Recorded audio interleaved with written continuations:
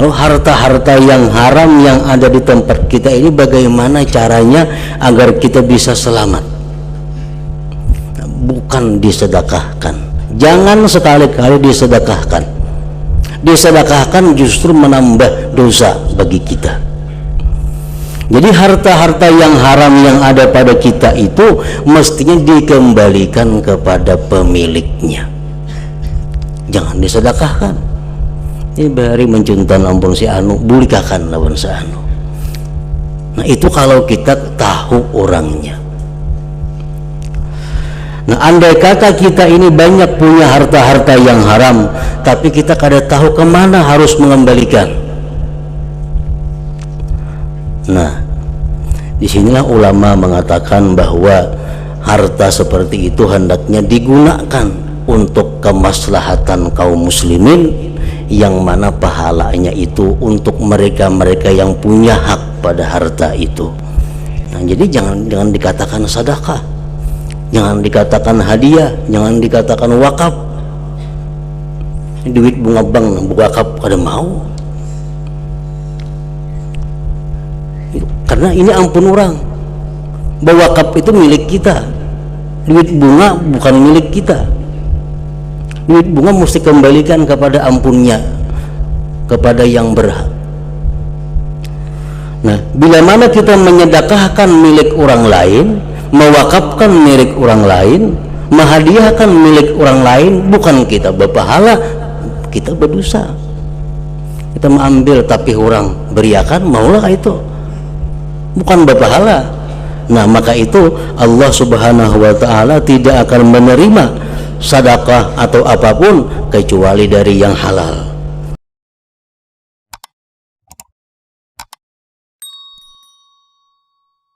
Haramun wa malbasuhu haram wa ghudhiya bil haram fa anna yustajabu lidzalik, rawahu Muslim. Hadis yang ke-10 dari Abi Hurairah radhiyallahu taala anhu. Beliau berkata, bersabda Rasulullah sallallahu alaihi wasallam, sesungguhnya Allah Ta'ala itu adalah Thayyib. Makna Thayyib di sini adalah At-Tahir. Maksudnya At-Tahir itu adalah muqaddasun munazzahun anin naqais wal uyub kulliha. Sesungguhnya Allah Ta'ala maha suci daripada segala kekurangan dan ketercelaan. Nah, itu yang dimaksud dengan Thayyib. Allah Ta'ala maha suci daripada bersifat dengan sifat kekurangan atau sifat yang tercela. Setiap orang dituntut untuk mensucikan Allah daripada sifat-sifat yang tidak patut dan tidak layak terhadap Allah subhanahu wa ta'ala. Allah subhanahu wa ta'ala tidak boleh dikatakan zalim. Allah subhanahu wa ta'ala tidak boleh perbuatannya, keputusannya dikatakan kurang bagus. Tidak boleh apa yang diputuskan oleh Allah, apa yang dihukumkan oleh Allah dianggap tidak balas kasihan. Nah, itu berarti mensifatkan Allah dengan sifat kekurangan atau sifat tercela.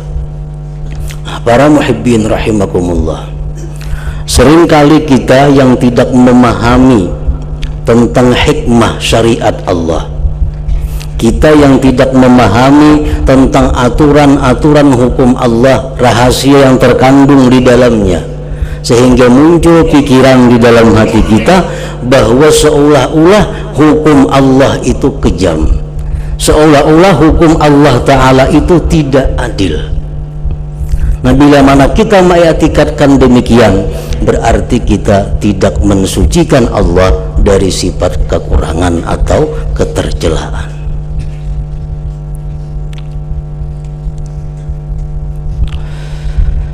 Nah, para muhibbin rahimakumullah. Nah, oleh karena itu kita dituntut, kita disuruh untuk mempelajari segala hukum-hukum Allah dan mencari apa rahasia yang ada di dalamnya.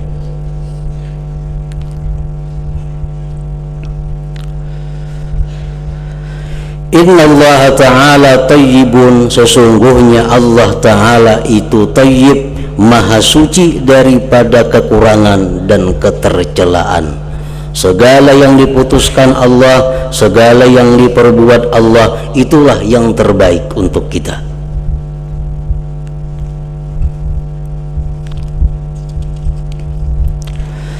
La yaqbalu illa tayyiba, tidak menerima Allah kecuali yang tayyiba, kecuali yang tahira, yang suci juga.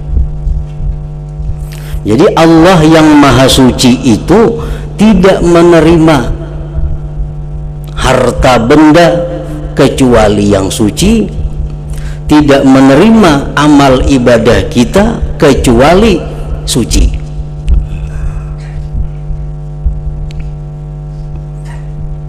Amal ibadah kita yang bercampur dengan riya, amal ibadah kita yang bercampur dengan ujub, amal ibadah kita yang bercampur dengan idlal, nah ini amal ibadah yang tidak thayyib. Bagaimanapun banyaknya amal ibadah, tetapi bila mana tidak suci, tidak tahir, maka Allah tidak akan menerima, karena Allah bersifat thayyib. La yaqbalu illa thayyiba, tidak menerima Allah kecuali yang thayyib. Jadi amal ibadah itu diterima oleh Allah, amal ibadahnya mesti bersih, niatnya mesti bersih. Orang yang melakukan amal ibadah itu pun mesti bersih, dan orang yang beramal ibadah itu diberi makan, dibesarkan dengan makanan yang bersih. La yaqbalu illa thayyiba, Allah tidak akan menerima kecuali yang bersih. Nah, para muhibbin rahimakumullah, di dalam sepotong hadis ini berbagai macam pensyarahan, penjelasan dari para ulama. Ada yang berpendapat bahwasanya Allah Ta'ala itu maha suci dan Allah tidak akan menerima sedekah kecuali dari harta yang suci. La yaqbalu illa thayyiba, artinya Allah tidak akan menerima sedekah kecuali dari harta yang thayyib, yang halal artinya.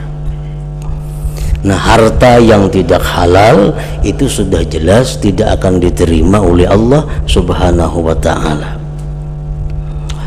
Ibnu Abbas radhiyallahu anhu berkata, "Man iktasaba malan haraman wa tasaddaqa bih lam yuqbal minhu." Orang yang mendapatkan harta yang haram dan dia sedekahkan dengannya, maka tidak diterima daripadanya. Dalilnya apa? Innallaha thayyibun la yaqbalu illa thayyiba. Dan Rasulullah sallallahu alaihi wasallam bersabda, "Man kasaba malan haraman fatasaddaqa bih lam yakun lahu fihi ajrun wa kana ithmuhu alaih." Orang yang mendapatkan harta yang haram, dia sedekahkan, tidak adalah baginya pada itu sedekah pahala dan adalah dosa atasnya. Nah, jadi artinya bersedekah lawan harta nang haram itu bukan maulah pahala, tetapi maulah dosa. Para muhibbin rahimakumullah, Lalu bagaimana caranya kalau kita ada mendapatkan harta yang haram? Dahulu pernah menipu orang, hartanya ada. Dulu pernah merampok orang, sekarang hartanya ada. Dahulu pernah membungakan duit, sekarang hartanya masih ada. Lalu harta-harta yang haram yang ada di tempat kita ini bagaimana caranya agar kita bisa selamat? Bukan disedekahkan. Jangan sekali-kali disedekahkan. Disedekahkan justru menambah dosa bagi kita. Jadi harta-harta yang haram yang ada pada kita itu mestinya dikembalikan kepada pemiliknya. Jangan disedekahkan. Ini bari mencuntan ampun si anu, bulikakan lawan si anu. Nah itu kalau kita tahu orangnya. Nah andai kata kita ini banyak punya harta-harta yang haram, tapi kita kada tahu kemana harus mengembalikan. Nah disinilah ulama mengatakan bahwa harta seperti itu hendaknya digunakan untuk kemaslahatan kaum muslimin, yang mana pahalanya itu untuk mereka-mereka yang punya hak pada harta itu. Nah jadi jangan dikatakan sedekah, jangan dikatakan hadiah, jangan dikatakan wakaf. Duit bunga bank wakaf kada mau. Karena ini ampun orang. Wakaf itu milik kita. Duit bunga bukan milik kita. Duit bunga mesti kembalikan kepada ampunnya, kepada yang berhak. Nah, bila mana kita menyedekahkan milik orang lain, mewakafkan milik orang lain, menghadiahkan milik orang lain, bukan kita berpahala, kita berdosa. Kita mengambil tapi orang beriakan, maulah itu, bukan berpahala. Nah maka itu Allah subhanahu wa ta'ala tidak akan menerima sedekah atau apapun kecuali dari yang halal. Andai kata dia bersedekah dengan yang haram, Allah tidak menerima, wa kana itsmuhu alaih, dan dosa atasnya. Wa inna Allah ta'ala amara al-mu'minin bima amara bihil mursalin. Sesungguhnya Allah Ta'ala memerintahkan orang-orang yang beriman dengan sesuatu yang Allah perintahkan dengannya para rasul. Para rasul Allah perintahkan memakan yang halal. Orang beriman pun Allah perintahkan demikian. Para rasul diperintahkan Allah memakai pakaian yang halal. Orang beriman pun demikian pula halnya. Faqala ta'ala, firman Allah Ta'ala, ya ayyuhar rusulu kulu minat tayyibati wa'malu salihah. Al-ayat. Firman Allah Ta'ala, wahai para rasul, kulu minat tayyibat, makanlah daripada yang bersih-bersih, yang halal-halal. Wa'malu salihah, dan beramallah kamu amal yang saleh. Nah, para muhibbin rahimakumullah, oleh para ahli tafsir, susunan ini kalimat-kalimat mengandung arti. Allah berfirman, kulu minat tayyibat wa'malu salihah, makanlah yang halal dan beramallah amal saleh. Artinya apa? Sebelum kita beramal saleh, kita pasti lebih dahulu ada kekuatan, ada tenaga, tetapi dari makanan yang halal. Kalau kita ada tenaga, ada kekuatan daripada yang haram, kita tidak akan bisa beramal saleh. Kalaupun beramal saleh, Allah tidak akan menerima amal saleh itu. Ya ayyuhar rusulu kulu minat tayyibat wa'malu salihah. Wa qala ta'ala, ya ayyuhalladzina amanu kulu min tayyibati ma razaqnakum washkuru lillah in kuntum iyyahu ta'budun. Wahai orang-orang yang beriman, makanlah daripada yang halal-halal yang kami berikan kepada kamu. Menurut golongan ahlu sunnah wal jamaah, rezeki itu kada tentu halal. Rezeki bisa haram, bisa halal. Nah, itu golongan kita, mazhab kita ahlu sunnah mengatakan demikian. Setiap rezeki belum tentu halal. Nah, jadi kalau kita minta rezeki yang halal. Wahai orang-orang yang beriman, makanlah daripada yang halal-halal, daripada rezeki yang kami berikan kepada kamu. Washkuru lillah, dan bersyukurlah kepada Allah. Jadi memakan yang halal itu sesuatu nikmat. Setiap sesuatu nikmat itu wajib disyukuri. Asal makanan ini halal. Nah, kalau makanan yang haram disyukuri justru menambah dosa. Orang makan babi, makan tuntung, alhamdulillah. Nah, ini menambah mudarat. Allah memerintahkan bahwa makanlah yang halal-halal, kemudian syukuri itu. Kulu minat tayyibat, kulu min tayyibati ma razaqnakum washkuru lillah in kuntum iyyahu ta'budun.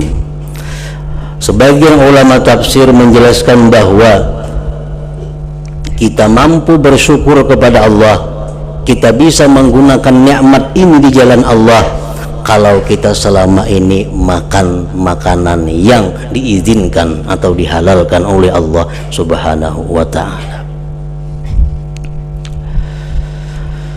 Para muhibbin rahimakumullah, summa zakara ar-rajula yutilu safara ash'atha aghbara yamuddu yadayhi ila as-sama ya rab wa mat'amuhu haramun wa mashrabuhu haramun wa malbasuhu haramun wa ghudhiya bil haram fa anna yustajabu lidzalik.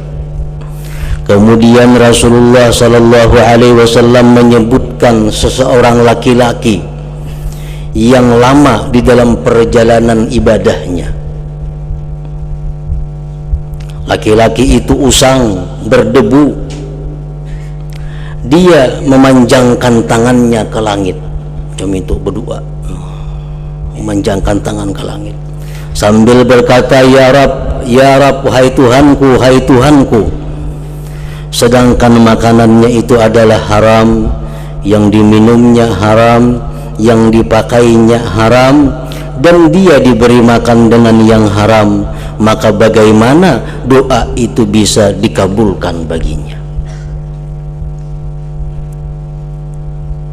Nah, para muhibbin rahimakumullah, artinya bagaimanapun kita ini berdoa memakai nama-nama Allah. Ya Rab, itu nama Tuhan, ya Rab. Bagaimanapun kita bertawassul dengan para wali, dengan para anbiya, bagaimanapun kita mengangkat tangan tingginya, bagaimanapun doa yang kita baca, Allah kada akan memperhatikan itu semua kalau di dalam tubuh kita atau di atas tubuh kita ini masih ada sesuatu yang diharamkan Allah Subhanahu wa ta'ala. Pakaian kita kah haram, makanan kita kah haram, minuman kita kah haram. Nah, selama itu masih ada dalam tubuh kita, doa apapun yang kita baca dari aulia siapapun doa itu, Allah kada akan berkenan menerima doa itu. Para muhibbin rahimakumullah, Rasulullah sallallahu alaihi wasallam bersabda, walladzi nafsu Muhammadin biyadi innal 'abda la yakdhibu luqmatal haram bi jawfi ma yataqabbalullah minhu almaran arba'ina yauma. Rasulullah sallallahu alaihi wasallam bersumpah demi diri Muhammad di tangan Allah, seseorang hamba sungguh dia memasukkan satu suap yang haram dalam rongganya, perutnya, tidak menerima Allah Ta'ala daripadanya amalan selama 40 hari, baik itu fardu atau amalan sunat. Nah, satu suap yang masuk ke dalam rongga kita berakibat Allah tidak akan menerima amal ibadah kita sunat atau fardu selama 40 hari. Nah, para muhibbin rahimakumullah, maka dengan sabda Rasulullah sallallahu alaihi wasallam ini, dengan firman Allah Subhanahu wa taala, maka jelaslah bahwa harta yang halal itu merupakan pokok atau dasar daripada apa yang kita lakukan dalam beribadah kepada Allah Subhanahu wa taala.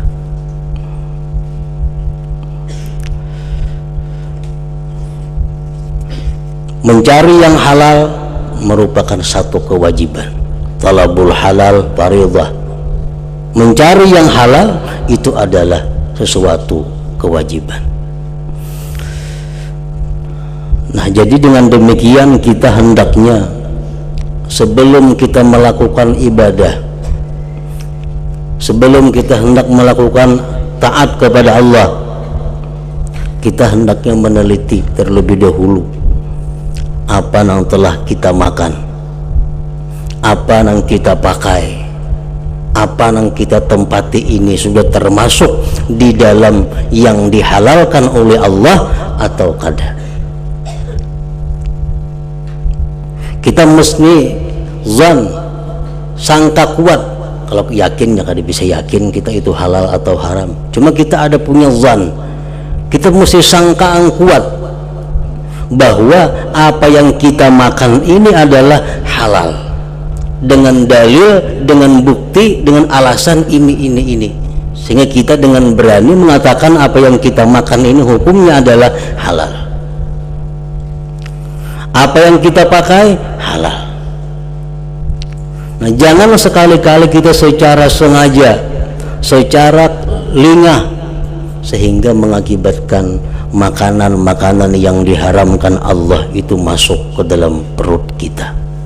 Akibatnya sangat merugikan, akibatnya sangat fatal. 40 hari amal ibadah kita terkatung-katung tidak diterima oleh Allah Subhanahu wa taala. Nah, oleh karena itu para muhibbin rahimakumullah, hendaknya kita memperhatikan usaha kita, memperhatikan makan-makan kita, keluarga kita, apakah ini masuk di dalam hukum yang dihalalkan Allah atau yang diharamkan Allah. Para ulama mengajarkan kepada kita bagaimana kita untuk mendapatkan rezeki yang halal. Pertama, mereka mengatakan syaratnya adalah al-ilmu, ilmu. Bagaimanapun kita berusaha, kalau kita kada punya ilmu, pasti kita akan jatuh kepada yang diharamkan Allah. Jual beli ada syarat rukunnya, sanda besanda ada syarat rukunnya, siwa besiwa ada syarat rukunnya. Bila itu kada terpenuhi, kada sah. Bila kada sah, kada halal. Jadi setiap orang yang berusaha diwajibkan dia belajar ilmu agama tentang usahanya itu. Orang bisa berdagang pakaian, nah ini wajib belajar ilmu agama bagaimana tentang berdagang pakaian ini supaya hasilnya halal. Orang berdagang beras, ini wajib belajar ilmu berdagang beras supaya hasil dagangannya itu sah dan halal. Nah, ini wajib. Bila kada belajar ilmu itu, pasti akan jatuh kepada yang tidak halal. Kayak apa akadnya, kayak apa ijabnya, kayak apa kabulnya, kayak apa lapasnya. Nah, semuaan diatur di dalam agama kita. Jadi setiap muslim, muslimah yang berusaha itu wajib fardu ain belajar hukum agama mengenai usahanya itu. Satu. Yang kedua, al-ihtiyat bil kasbi, berhati-hati dalam usaha. Sudah tahu kalau ini sah, ini kada, ini atur di dalam. Nah kemudian dia berhati-hati dalam usahanya. Ada usaha-usaha yang sangat dekat dengan ketidakhalalan.